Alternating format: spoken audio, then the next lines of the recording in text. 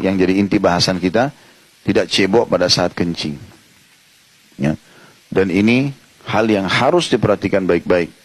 Tidak boleh bermain-main soal ini.